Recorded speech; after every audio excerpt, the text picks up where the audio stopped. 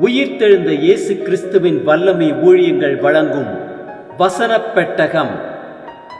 இயேசுவே கர்த்தர்.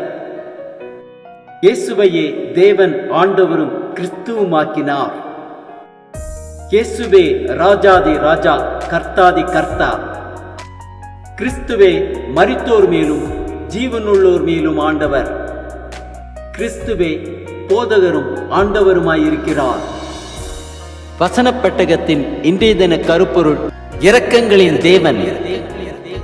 தகப்பன் தன் பிள்ளைகளுக்கு இறங்குகிறது போல கர்த்தர் தமக்கு பயந்தவர்களுக்கு இறங்குகிறார். இரக்கங்களின் தேவனை குறித்ததான வேத வசனங்களை பார்க்கலாம். எபேசியர் 4:32 வாசிக்கிறோம்: ஒருவருக்கொருவர் தயவாயும் மன உருக்கமாயும் இருந்து கிறிஸ்துவுக்குள் தேவன் உங்களுக்கு மன்னித்தது போல நீங்களும் ஒருவருக்கொருவர் மன்னியுங்கள். புலம்பல் 3:22-23 வாசிக்கிறோம்: நாம் நிர்மூலமாகாது இருக்கிறது கர்த்தருடைய கிருபையே, அவருடைய இரக்கங்களுக்கு முடிவில்லை, அவைகள் காலைதோறும் புதியவைகள், உமது உண்மை பெரிதாயிருக்கிறது.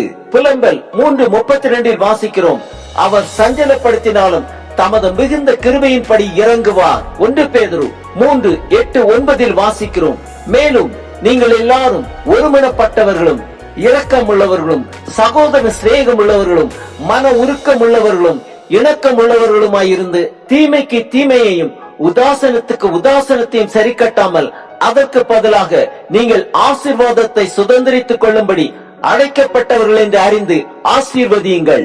2 கொரிந்தியர் 1:3-4 வாசிக்கிறோம்: நமது கர்த்தராகிய இயேசு கிறிஸ்துவின் பிதாவாகிய தேவனும் இரக்கங்களின் பிதாவும் சகலவிதமான ஆறுதலின் தேவனுமாய் இருக்கிறவருக்கு ஸ்தோத்திரம்.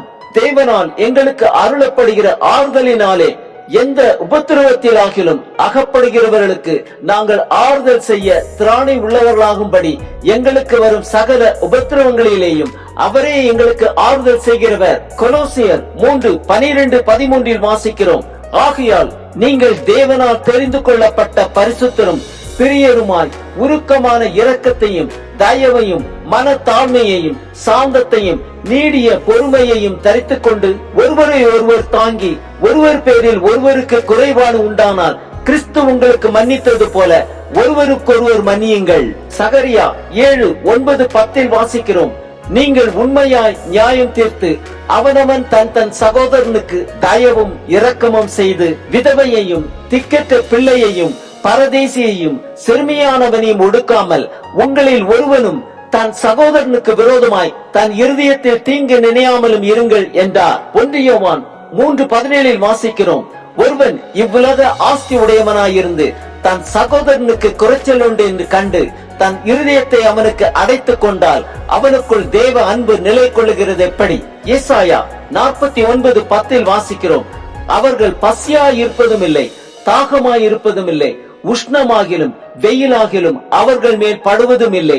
அவர்களுக்கு இறங்குகிறவர் அவர்களை நடத்தி அவர்களை நீரூற்றுகள் இடத்திற்கு கொண்டு போய் விடுகிறார். ஏசாயா 49:15-16 வாசிக்கிறோம்: ஸ்திரீயானவள் தன் கற்பத்தின் பிள்ளைக்கு இறங்காமல் தன் பாலகனை மறப்பாளோ? அவர்கள் மறந்தாலும் நான் உன்னை மறப்பதில்லை. இதோ என் உள்ளங்கைகளில் உன்னை வரைந்திருக்கிறேன், உன் மதில்கள் எப்பொழுதும் என் முன் இருக்கிறது. ஏசாயா 30:18 வாசிக்கிறோம்: ஆனாலும் உங்களுக்கு இறங்கும்படி கர்த்தர் காத்திருப்பார், உங்கள் மேல் மனதுருங்கும்படி எழுந்திருப்பார். கர்த்தர் நீதி செய்கிற தேவன், அவருக்கு காத்திருக்கிற அனைவரும் பாக்கியவான்கள். ஏசாயா 49:13 வாசிக்கிறோம்: கர்த்தர் தம்முடைய ஜனத்துக்கு ஆறுதல் செய்தார், சிறுமைப்பட்டிருக்கிற தம்முடையவர்கள் மேல் இரக்கமாயிருப்பார்.